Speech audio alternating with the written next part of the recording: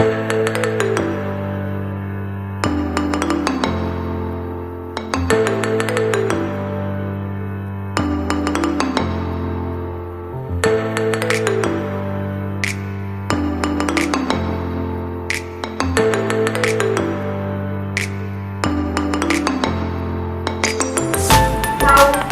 wanted to buy furniture, and they had gone to this furniture company, and this salesperson had been very patient with them all through while they were selecting their furniture.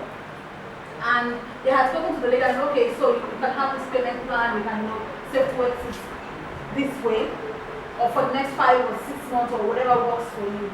And then the lady was like, you know what, I'll be patient with you, I'll discuss my manager, and then we'll sort of, can put this down payment, we'll keep the furniture for you. And so, this lady, this salesperson was always calling to follow back on the client. How are you? How are you coming up with this plan? Oh yeah, we are still here, right? And 2 months or a month before when they now had the full money to pay for the furniture, they got to the store and they couldn't find this salesperson. She's gone. And then people were like, where is this person? And because of that, they didn't buy anymore. Right? So they had to do like a refund for their money. Even when they lost about 5% of what they had deposited. They're like, we're not buying. So that just speaks to how some of your employees must have built relationship with your clients. And that relationship is not about your organization, it was about them. Right? And they go. In the banking industry where you have a relationship with the customer, when you're leaving the bank, you're taking your clients with you. Right. More often than not. Exactly. In the banking, because it is you I know. I don't know. So I believe that I don't get the services that I desire anymore. So I have a lot of that type of relationship. Exactly. So it's very brave if you get it mixed up, right? And so yeah, let's go into the next interesting conversation. More of the cost, team impact. You find out that if you lose one employee in the organization, and the employee is like a catalyst to the other team members. Once that person leaves, every other person will get disgruntled, the morale will drop. It's that they start, failing on their timelines, and you know what? This organization, I'm tired of it, and they leave. Not because of anything that they did, because that person who acts as their leader in quotes, or who motivates them to get job done, has gone. You know what? They will leave as well. Because people build relationship again within the organization. That sort of has nothing to do with you as an organization.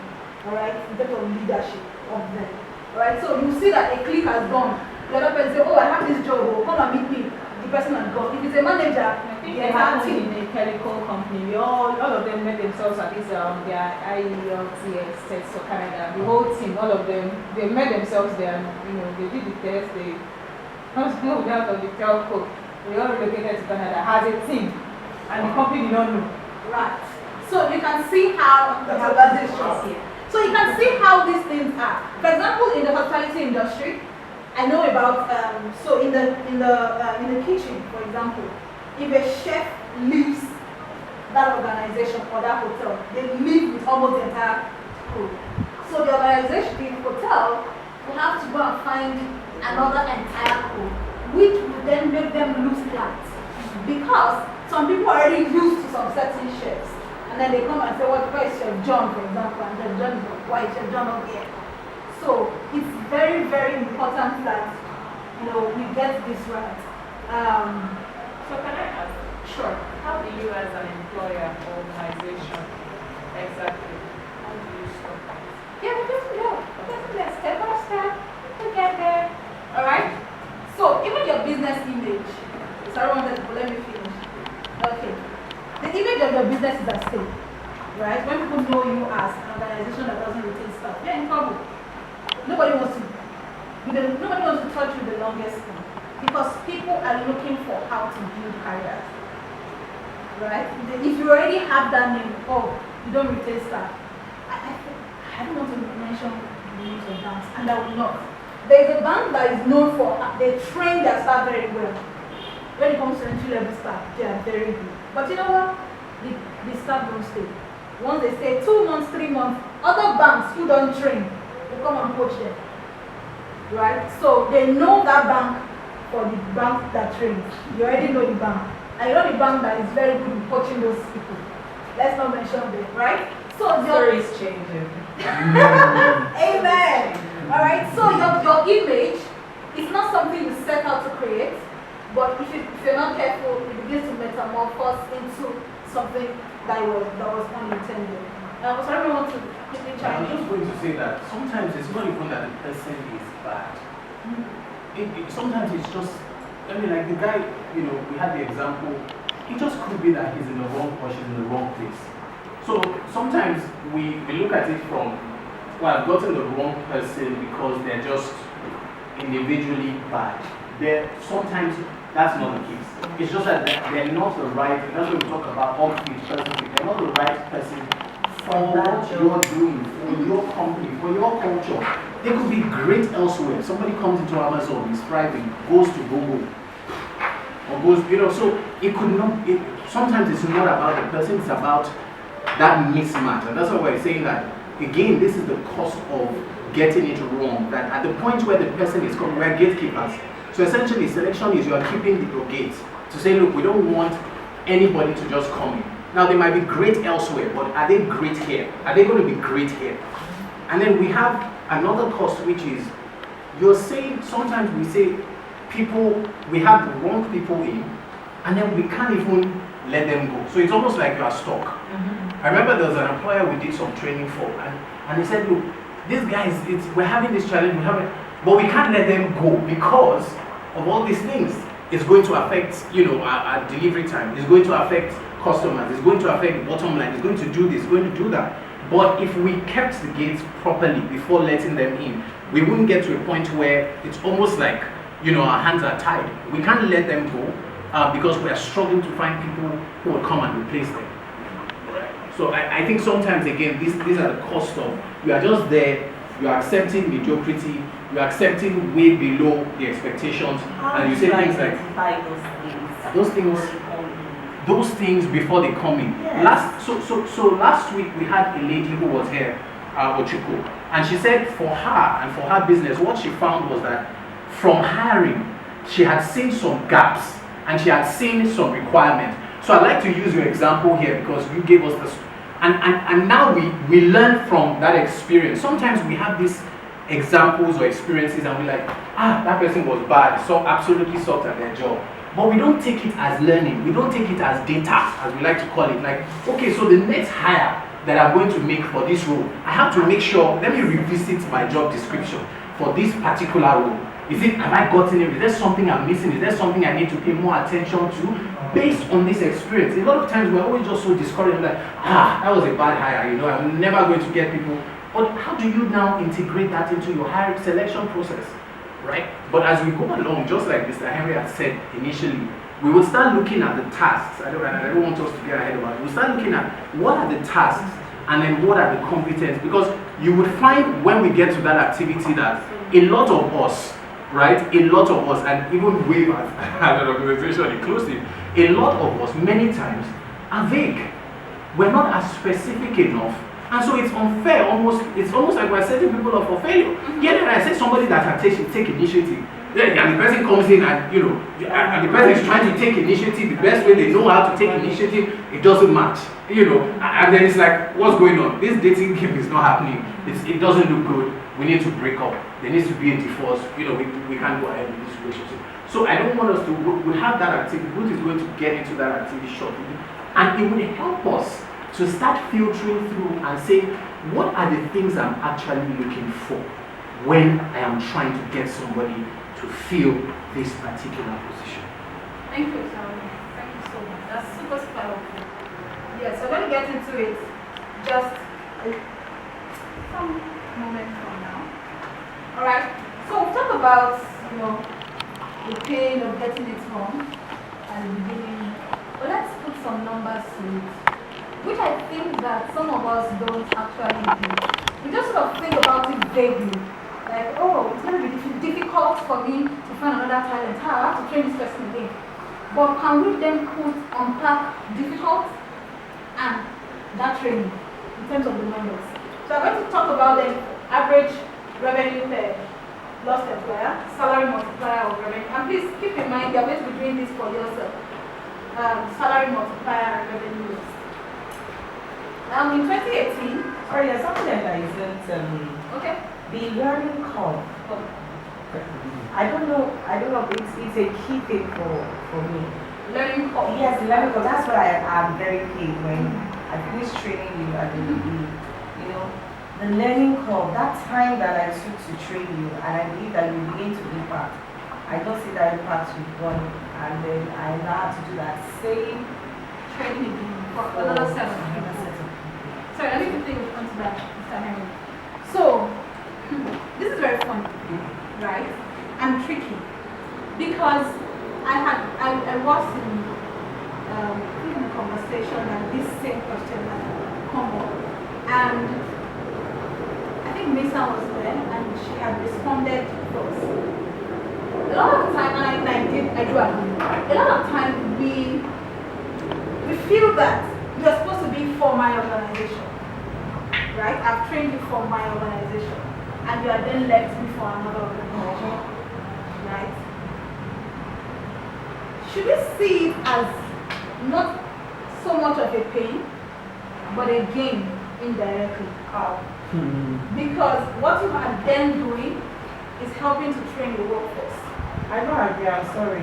Right. You're not in for that. So if we I'm are selfish in this. exactly, There's if you a are difference what selfless, somebody is expecting from me, and that was the reason why I gave up 6 weeks of a time where I don't know how to explain it, to ensure that we begin to run that race and we all achieve it together. And I commit to that, and then we do.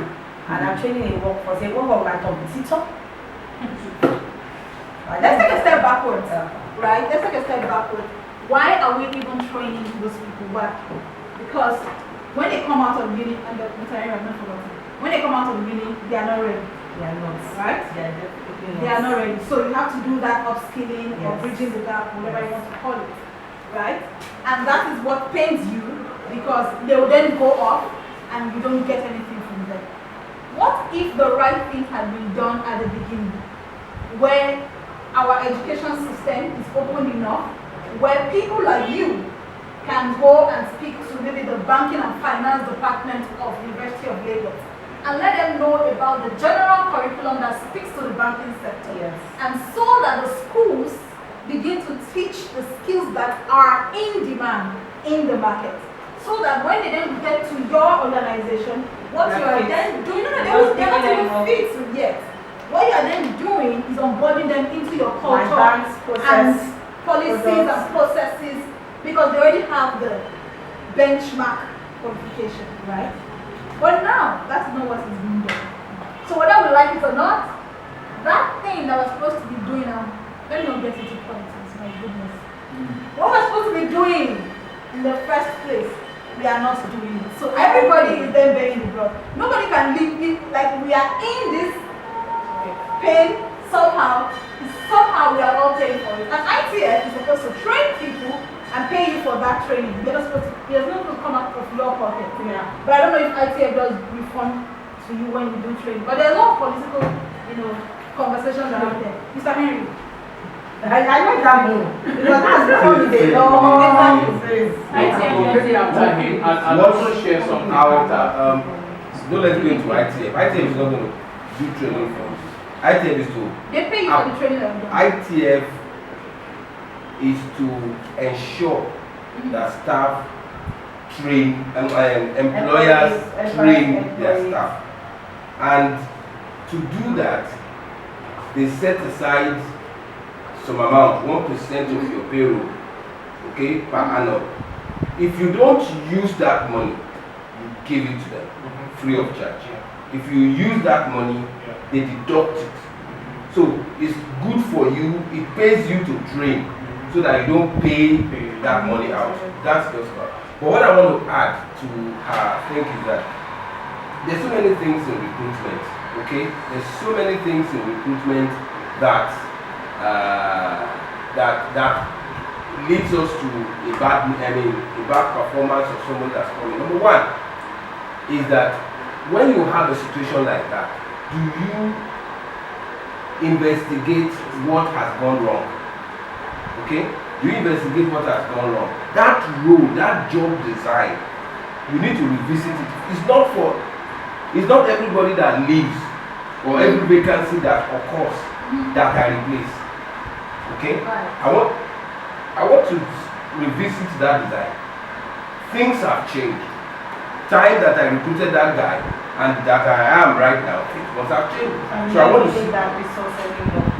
I may not need that resource. Yeah, you might not need that role anymore. You can enlarge the job. You can, enrich another job so that they can. So those are issues that we need to take care of. If you've taken care of that, then you need to look at the source. I was recruited for a role where the turnover was 50%. 50%. It's a hospitality or fast food restaurant, very popular. And they found out that 50% of people that you see don't return the next month. That was the kind of thing. And when I went into investigation, I found out that one of the problems is the source of recruitment.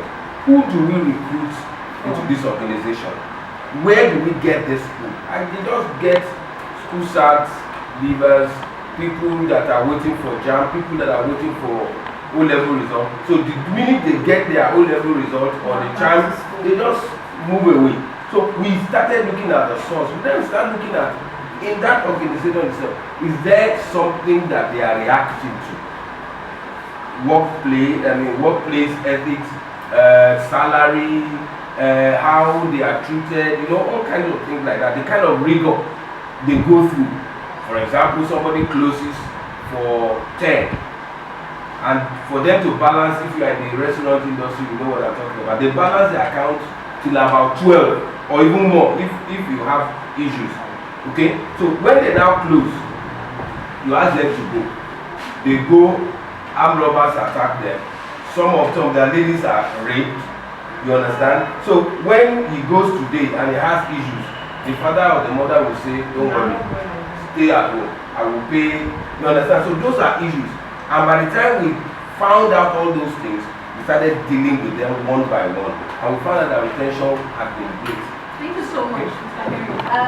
Sorry, do you still have to so that we just quickly run into the next? So we are just going to talk about some of the issues that Mr. Henry and every other member of the team has spoken about, and just putting numbers to them.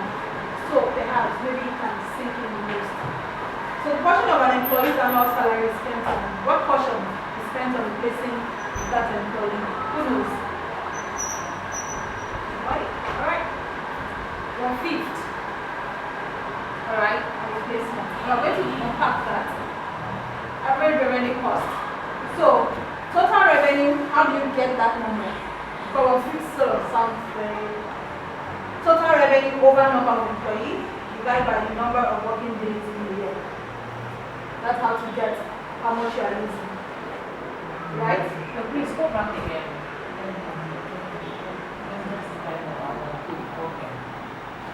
Right?